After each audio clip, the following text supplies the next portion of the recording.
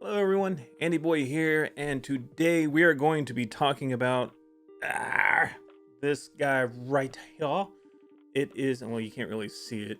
I don't know if it's not gonna focus on it. Using a new camera setup, that's why the angle looks a little different and everything. But we're talking about the Logitech Streamcam, and as their website says, as I put this camera down, because stay, get to you later. As their website says.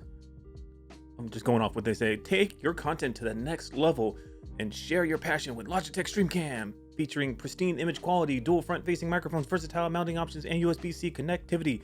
It's the perfect camera for broadcasting to your favorite streaming platforms. All you need to bring is yourself. Okay. So basically, what they're doing is they're gearing this webcam towards content creators and streamers, saying like it's the best option for a webcam, for a camera, not even a webcam, for a camera that you can buy at a good price to do your stuff. Now, is it true? It's too good to be true, right? Like a camera that's what they're pricing at is $180. Is this webcam like super good quality, fast, 60 frames per second and no lag, and it looks great, good colors, things are sharp, it doesn't look like a webcam? And well, I'm going to switch over from this camera and we're going to switch over to the Logitech Streamcam, and then we'll start talking about it a little bit more and go through the software and all that stuff. So let's switch over now. So this is the Logitech webcam, the Streamcam, and as you can see, it doesn't look as bad as I originally thought it was going to look. It's still a little zoomed in versus the other cameras or like the field of view and stuff, but it's not that bad, right? I am using a really good light source with diffusion, so it's really blasting on me right now. So that's why, going to stress more than anything, get better lighting before you get any kind of upgrade for your camera. That's a whole nother video I'm going to go into later on. But this video is about the Logitech Streamcam, and this is what it looks like. As you can tell, the skin tones, the colors don't look that bad. It's not as sharp, but that's with any kind of webcam. You have to go into corrections.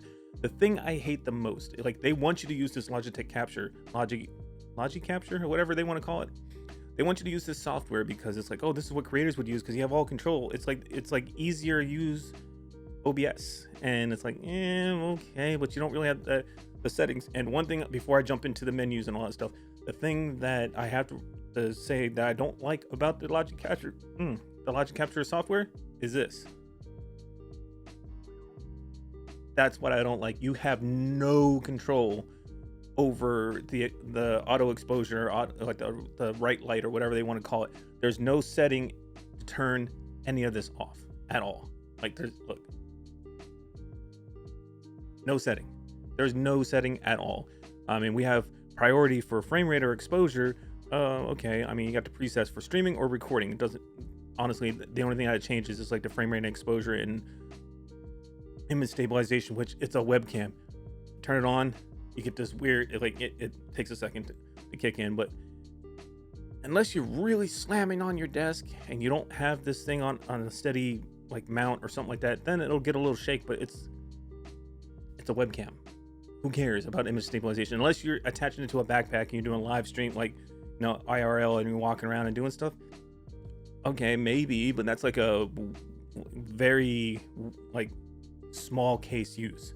And then you have, okay, the dual mono or stereo, backlight correction, which honestly, why would you want that? It just makes everything looks more washed out. Then you got auto framing, which does this weird, it follows me over here. It follows me over here. Keep up with me. So it does that weird kind of thing, and I don't like that because it's just too zoomed in, and it always stays zoomed in and it follows your face around. So I mean, I can see people that do makeup tutorials and everything to have that follow you around, but it's kind of distracting to have that camera just follow you around. So I understand that case for it, but it's still not helpful.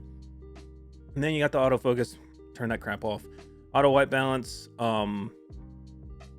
maybe, I don't know. I always try to set that to what I want to. In the image settings, if I click here, as you can see, there's like, I messed around with it a little bit. They don't give you any numbers unless you click on it, and then it gives you a number.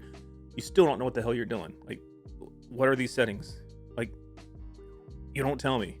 I mean, I can guess this is brightness, this is sharpness, this is saturation, and this is contrast. But just give me the name instead of a symbol, and give me like notches and numbers to go with instead of these stupid sliders that don't make. And it doesn't even matter that you use the image settings. It still does that. Like, it does the auto. You can't turn that off. Anti-flicker, chroma key, which is nice, but you're better off using like OBS and doing the chroma key that way. Then advanced settings is just flip horizontally or flip vertically, which is one of the bigger things they're toting about this camera. Is you can turn it Instagram style, like, you know, long ways. I don't even know what the hell to call it, 4x3 or whatever. No one shoots video like that. If you're going to shoot video like that, you're going to use your cell phone. You're not going to use a webcam and turn it that way just to make an Instagram video. And there's plenty of tutorials out there where you can actually take a video you already made and you can like frame it just right to make it look good on Instagram stories and everything, you know, 4x3 or whatever. So you don't need to worry about that. And then of course you can set, with the thing, you can set 2 channels, which I just switched over. This is the Logitech C920 that you're looking at right now. And as you can tell, doesn't look that much worse. Let's go back. Woo, swipe. Obviously the white balance is better on this, but I think I have this one set to auto white balance and the other one is not on auto white balance. No, this one's not on auto white balance, but as you can tell, it's not that much worse. So like, why would you? I'll do it one more time. Wee. And then wee. Oh, wrong button. Wee. So as you can tell, it's not that much worse. I mean, the background's a little bit, if you look, the background's a little bit more blurry. It's not in focus, but most people want that with their cameras. They want blurry backgrounds, that creamy blurriness to kind of like make all the attention focused on. Unless you have a bunch of stuff in the background you want to show off, then you kind of want that in focus, but most people like to have that shallow depth of field. And then we go into, well, let's go back to this camera because this is the one we're talking about. Of course, then you got if you have to sign up for this crap, though, to use scene effects and all that stuff, and who cares? No one cares. Then you have your settings for everything, and this can do full HD, 720 or 360, and in portrait mode. You can do all this, and in square mode. And it can do 24, 25, 30, 50, 60. Oh, and that uses it. This, I don't remember ever using the video card for encoding. Like, I figured it was on board or using the processor to do it. So this is something new that I didn't expect. And then you have 3, 2, 1 countdown when you hit record on the button here. Framing grid, so you can like, hey, look, I can make sure I'm framed properly, but no one's ever going to use that really.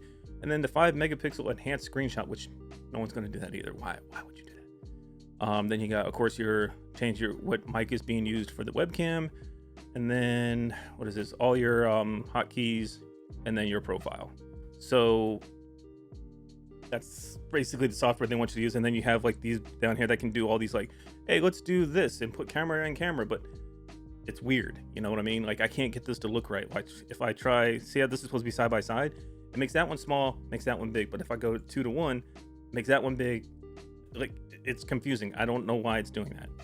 But anyway, for $180, something that's geared towards content creation and streamers, this is like, I'm sad to say this, it's a waste of money. $180 for this.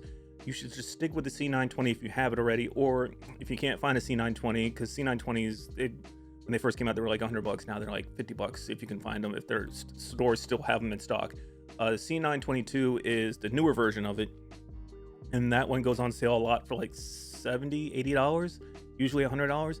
You're better off getting the C922 or a C920 if you already have it, and just investing in better lights. And I'm talking about like, not like some cheap $30 clamp light. You had to, all those work. I'm talking about spending money on some good, decent photography lights, and you'll get some really good quality. Get some diffusion. Get a big light with big diffusion, so that way it's soft light on you. It makes you look good. Although no light in the world will help me look good. You want to get lights first. Stick with the C920 or C922 or any other. Honestly, any other under $100 webcam, stick with that, get better lighting.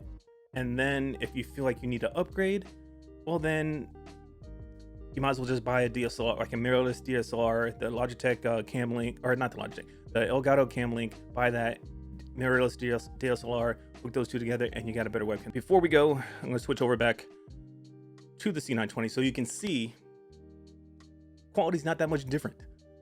So all in all, save your money. Don't spend money on the Logitech Streamcam. It's not worth it. Stick with your C920, C922, or any other webcam that's under $100. Stick with that. Get better lighting first, and then when you feel like you need to upgrade, get a mirrorless DSLR, and you'll be happy. Don't spend your money on the Logitech. Don't let them con you into getting this Logitech Streamcam. It's not worth the money. Not for $180. That is going to do it for this review of the Logitech Streamcam. I'm bummed out, just like you probably all are, like thinking that this was going to be the webcam to get. Like, I don't need to buy a DSLR. I can just get a webcam. This webcam's amazing. It's made for streamers. It probably has all this cool technology in it. It does not. So anyway, thanks for watching.